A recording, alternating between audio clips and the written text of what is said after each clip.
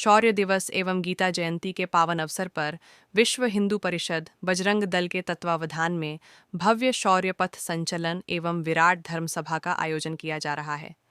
यह आयोजन राष्ट्रभक्ति, सांस्कृतिक चेतना, अनुशासन तथा सामाजिक एकता का सशक्त और प्रेरणादायी संदेश देगा। इस गौरवशाली अवसर पर बजरंग दल के राष्ट्रीय सह संयोजक विवेक कुलकर्णी जी प्रमुख रूप से उपस्थित रहेंगे। कार्यक्रम विवरण: तारीख 25 जनवरी 2025 गुरुवार, समय शाम 4:30। स्थान सर्कस ग्राउंड, बोईसर, पश्चिम।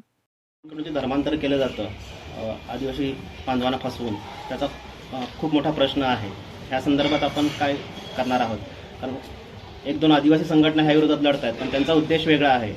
ते हिंदू धर्मात पण नाही आणि ख्रिश्चन धर्मात पण आदिवासी नाही असं सांगतात। आपल्याकडून तितकेसे प्रयत्न होताना दिसत नाही आहेत। आत्ता पालघर जिल्ह्यामध्ये ज्या पद्धतीने ख्रिश्चनांनी स्वतःचं एक प्रकारचं जाळं या ठिकाणी बनवलं आहे, हे बजरंग दल, विश्व हिंदू परिषद हे जाळं उद्ध्वस्त करेल।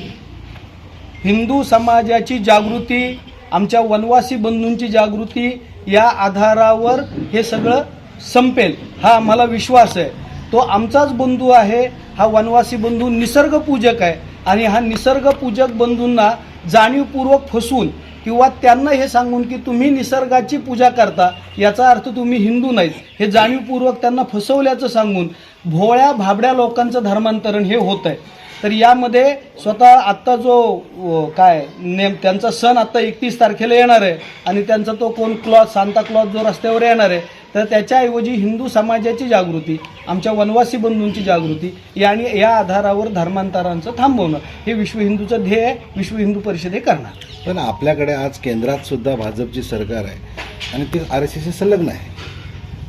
महाराष्ट्रात सुद्धा तेच आहे। 27 नोव्हेंबर असे सर्व लोक जातात कुठे नागपूरला, परंतु जसा सचिनने प्रश्न केला त्यालाच अनुसरून माझा विषय आहे की एवढं मोठं असताना सुद्धा हे असं का होतं? तर याचा अर्थ जे तुम्ही निवडून दिले, म्हणजे आम्ही लोकांनी निवडून दिले आणि तुम्ही दिलेले, पक्षाने दिलेले पदाधिकारी किंवा नेते आहेत ते कमी पडतात। मी तेल लावून पाणी लावायचं म्हणजे बरं होतं, काहीतरी प्रार्थना केलं की बरं होतं, म्हणजे याचा अर्थ हिंदूंचे देव कमजोर झाले का?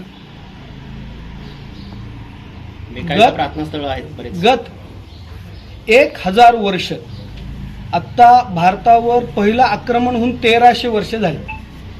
1300 वर्षामध्ये इथला आहे तो बहुसंख्य समाज अजूनही हिंदू आहे, पराक्रमाने तो हिंदू राहिला आहे। आणि या सगळ्या समस्यांना हिंदू समाज वेगवेगळ्या काळामध्ये वेगवेगळ्या पद्धतीने उत्तर शोधतो। हिंदूंचा कुठलाही देव कमजोर नाही, प्रत्येक हिंदू देवतेच्या हातामध्ये शस्त्र आहे, प्रत्येक हिंदू देवतेच्या हातामध्ये वाद्य आहे आणि प्रत्येक हिंदू देवाची एक प्रार्थना आहे। त्यामुळे हिंदूंचे देव कमजोर आहेत किंवा त्या सगळ्या आधारावर असं नाही, पण जाणीवपूर्वक जर एखाद्या व्यक्तीला उजेडच दाखवलेलं नाही तर त्याला उजेडाचं महत्त्व कळणार नाही।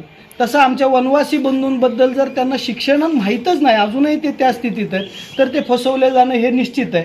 पण या सगळ्या याच्यामधून वनवासी बंधूंना मूळ जागरण करून निसर्गपूजक रूपाने हिंदू म्हणून त्यांना स्थापित करणं, त्यांची घर वापसी करणं हे आवश्यक आहे। करोडो रुपये खर्च होतात ना त्यांना मूल प्रवाह आणण्यासाठी, याच्यामध्ये नेते आणि हेच लोक कमजोर पडत असं आमचा जाहीर आरोप आहे। हा आरोप हा तुम्ही राजकारणाच्या दृष्टीने लावलाय। विश्व हिंदू परिषदेचं काय मत आहे हे मी मांडतो।